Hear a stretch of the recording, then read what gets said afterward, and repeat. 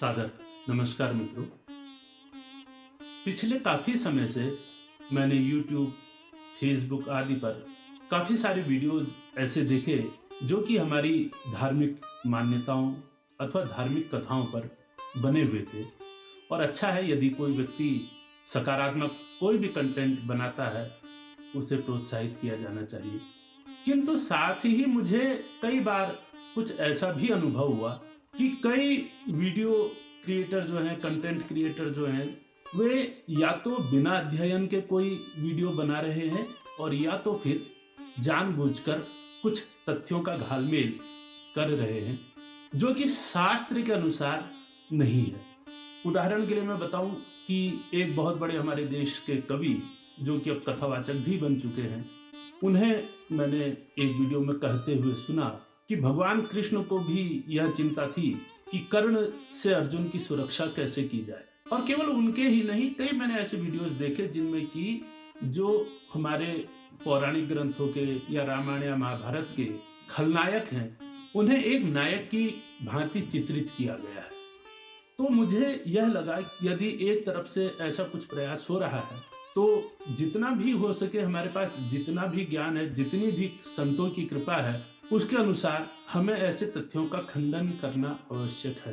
क्योंकि जब चीजें फैलती हैं, झूठ भी जब फैलने लगता है तो वह एक दिन सत्य का आवरण ओढ़ लेता है।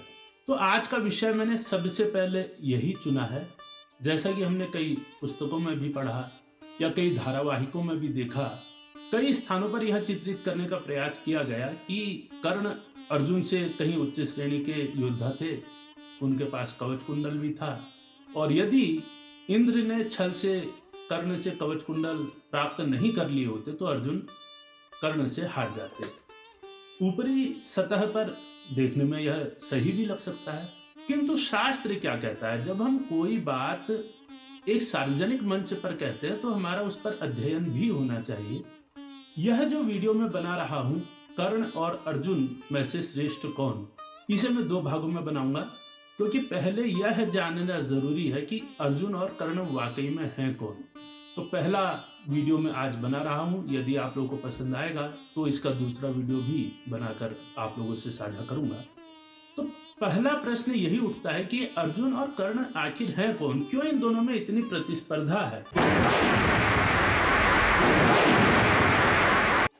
यद्यपि देखा जाए तो यह प्रतिस्पर्धा अर्जुन की ओर से इतनी नहीं दिखाई देती जितनी कि कर्ण की ओर से दिखाई देती है। कर्ण के मन में यहां तक द्वेष अर्जुन के प्रति है कि जब उन्हें पता चल जाता है कि पांचों पांडव मेरे ही भाई हैं और कुंती उन्हें यह बताते हुए उनसे अनुरोध करती है कि भाई आप सभी भाई हो, भाइयों का आपस में लड़ना उचित नहीं है, तो तुम अपने भाइयों की ओर से लड़ो। ठीक है, कर्ण दुर्योधन की मित्रता भी नहीं छोड़ना चाहते थे, किंतु यहाँ पर एक पक्ष और दिखाई देता। वे कुंती को यह वचन तो देते हैं कि मैं चारों पांडवों को नहीं मारूंगा, किंतु अर्जुन को वे तब भी अपने अंतिम समय तक मारना ही चाहते हैं, उनका वध करना चाहते हैं। अर्जुन के लिए उनके मन में तब भी वह भ्रातृभाव या भ्रातृ प्रेम नहीं हुआ। तो इसे सोचने के लिए, इस पर चिंतन करने के लिए हमें इससे पिछली कथा में जाना पड़ेगा, जो कि कर्ण, अर्जुन और भगवान कृष्ण के पिछले जन्म से जुड़ती है। महाभारत में ही यह कथा आती है कि पूर्व काल में दंभोद्भव नाम का एक असुर हुआ।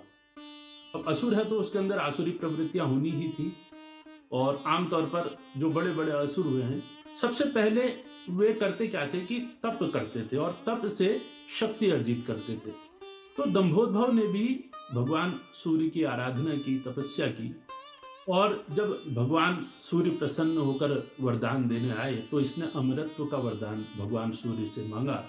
और भगवान सूर्य ने दंभोद्भव से कहा कि जो भी इस मृत्यु लोक में आया है उसे एक ना एक दिन मरना भी होता है, अतः अमरत्व का वरदान तुम्हें नहीं दिया जा सकता, तुम कुछ और वरदान मांगो। तो दंभोद्भव ने अपनी बुद्धि दौड़ाई और उसने एक दूसरा वरदान मांगा। उसने भगवान सूर्य से 1000 कवचों का वरदान मांगा कि मेरे शरीर को आप 1000 कवच कुंडल से सुसज्जित कर दीजिए, जिससे कि कोई भी अस्त्र शस्त्र मुझे हानि ना पहुंचा सके। और इन कवच कुंडल में भी पहले तो कोई इसे तोड़ ना सके, और यदि तोड़ पाए तो वही व्यक्ति तोड़ पाए जो कि 1000 वर्ष तक तपस्यारत रहा हो, जिसने 1000 वर्ष तक तपस्या की हो। और उसके बाद भी यदि वह कवच को तोड़ने में सफल हो जाता है तो उसी क्षण उसकी मृत्यु हो जाए। अब वरदान बहुत ही जटिल था, किंतु भगवान सूर्य ने दंभोदभव को वह वरदान दिया। और इसके बाद दंभोदभव को लगा कि अब कोई भी सृष्टि की शक्ति उसका अनिष्ट नहीं कर सकती, और वह अनाचार दुराचार करने लगा, लोगों को पीड़ित करने लगा। काफी समय बीत गया, किंतु कहते हैं कि पाप का घड़ा भी भरता है।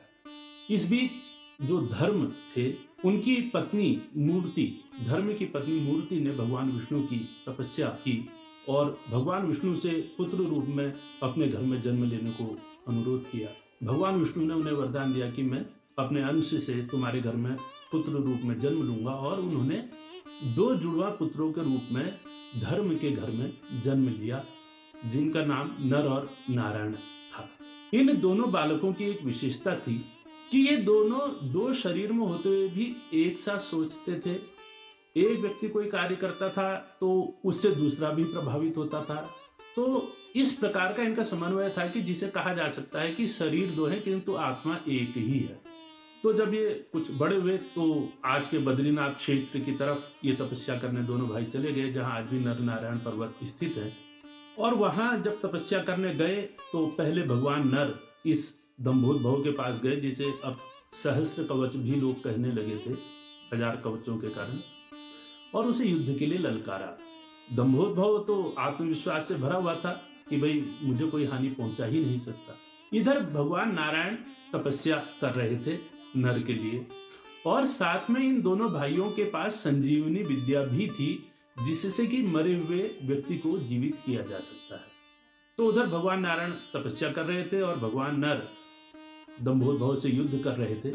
जब धीरे धीरे युद्ध बढ़ा और समय आगे बढ़ता गया, नारायण की तपस्या और अधिक बलवती होती गई, तो दंभोदभव को यह अनुभव होने लगा कि जैसे जैसे नारायण तपस्या कर रहे हैं वैसे वैसे नर की शक्ति बढ़ती जा रही है, किंतु वह कुछ कर नहीं सकता था। वह नर के साथ युद्ध में उलझा हुआ था। होते होते जैसे ही 1000 वर्ष पूरे हुए, नर ने दंभोदभव का पहला कवच नष्ट कर दिया और नर की मृत्यु हो गई। दंभोदभव निश्चिंत हो गया कि भाई चलो यह व्यक्ति मर गया, किंतु उधर भगवान नारायण ने संजीवनी विद्या से नर को जीवित कर दिया, और उसके बाद नर तपस्या करने लगे और नारायण स्वयं युद्ध के लिए चले गए। तो यही क्रम बार बार चलता। जब नर युद्ध कर रहे होते तो नारायण तपस्या करते, जब नारायण युद्ध कर रहे होते तब नर तपस्या कर रहे होते, और इनमें से जो भी उनका एक कवच तोड़ता वह मृत्यु को प्राप्त हो जाता और दूसरा भाई उन्हें संजीवनी विद्या से जीवित कर देता। काफी समय तक जब यह क्रम चला और 999 कवच दंभोदभव के जब टूट गए, केवल एक ही कवच बचा, तो उसे समझ में आ गया कि अब यहाँ पर युद्ध करना मेरे लिए हितकर नहीं है, और वह भागकर भगवान सूर्यदेव की शरण में चला गया और सूर्यदेव ने स्वयं में दंभोदभव को समाहित कर लिया। इस पर नारायण सूर्यदेव के पास गए और उन्होंने कहा भाई यह असुर है, इसे आप वापस हमें दो, हम इसका वध करेंगे। इस पर भगवान सूर्य ने कहा कि प्रभु यह मेरा भक्त है और मैं इसे असुरक्षित नहीं छोड़ सकता। जब नर ने देखा कि भगवान सूर्य भगवान नारायण का आदेश नहीं मान रहे, तो उन्होंने सूर्यदेव को श्राप दे दिया कि तुम्हें मृत्यु लोक में मनुष्य के रूप में जन्म लेना पड़ेगा और वहां की विषमताओं को तुम्हें भोगना पड़ेगा। तो द्वापर युग जब आया तब यही नर और नारायण अर्जुन और कृष्ण के रूप में जन्म लेते हैं। भगवान नारायण भगवान कृष्ण के रूप में और भगवान नर जो हैं वे महात्मा अर्जुन के रूप में इस पृथ्वी पर आते हैं। और जो सूर्यदेव और दंभोदभव हैं ये अपने मिश्रित अंश से कर्ण के रूप में पृथ्वी पर आते हैं। अब बात यही है कि कर्ण के अंदर भगवान सूर्य का देवत्व तो है, इसीलिए वह दानवीर भी है, शूरवीर भी है, किंतु साथ ही उनके अंदर दंभोदभव का आसुरी अंश भी है। तो पहली बात तो यह साफ हो गई कि क्यों कर्ण के अंदर अर्जुन को लेकर इतना द्वेष है। वह जो पिछले जन्म का वैर है वह अभी भी कर्ण के अवचेतन मन में कहीं ना कहीं है, और इस जन्म में वह उस प्रतिशोध को पूरा करना चाहते हैं। अब बात आती है कि कर्ण और अर्जुन में से कौन श्रेष्ठ हैं। अगले वीडियो में मैं उदाहरणों के साथ में महाभारत के ही प्रमाणों से आपको बताऊंगा कि इन दोनों में से कौन और क्यों श्रेष्ठ है, क्यों इनमें से कोई एक श्रेष्ठ योद्धा है, क्यों इनमें से कोई एक श्रेष्ठ मानव है। यदि आपको वीडियो पसंद आए या आपके कोई सुझाव हो तो अवश्य अपने विचार कमेंट बॉक्स में दीजिएगा। तब तक के लिए नमस्कार।